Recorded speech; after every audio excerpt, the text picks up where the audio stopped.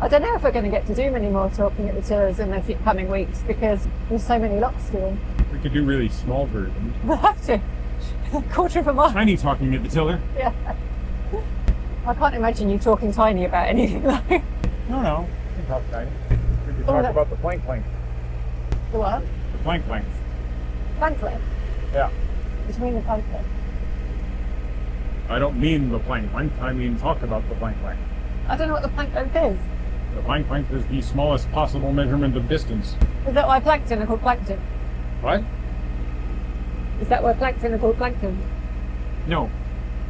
That's not. Planck, the distance, is Planck. It's named after a guy named Planck. Plankton does not mean the town of Planck.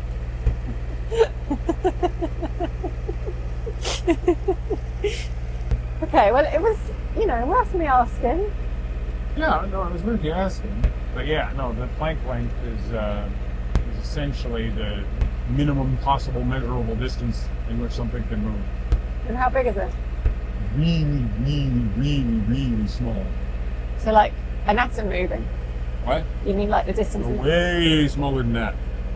The Planck length is essentially a way of thinking about how far something can move in the smallest feasible amount of moment, right? Like, so, like, time. It's like an instantaneous travel Oh, distance. so it's not a distance, it's a time distance. No, it is a distance, but, like, you have this problem of distance being how far can something move over a specific amount of time, Yeah. right? So, Well, isn't that speed?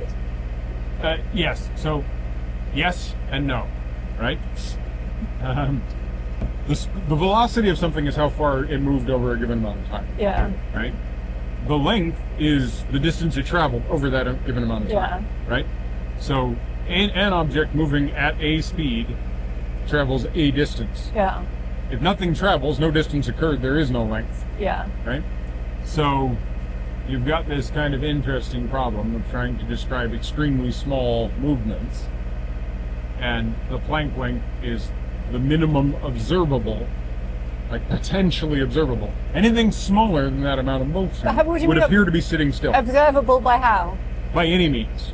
Like within the electromagnetic spectrum, right? I feel like I don't need to know about the Planck length in my day-to-day life. You also don't need to know black holes in your day-to-day life. They're very important to your day-to-day life. The fact that you have a day-to-day life in every single way is determined by black holes. Yeah, but we're not talking about black holes, we're talking about plankton. Those are the same thing. Well, they aren't. They can,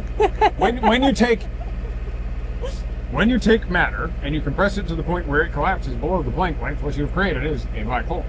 Oh, so they're related. Yes. Well, they can be related. Like there can be really massive black holes which are not so small that you get into the size of something that has no measurable distance. But a singularity could, in theory, be a Planck length in length. And this is me, amateur, like extremely amateur knowledge of physics. There's no doubt a bunch of actual physicists screaming their heads off at a YouTube channel because apparently physicists have nothing better to do with their time. Then watch Narrowboat. Watch some amateur going off about Planck lengths.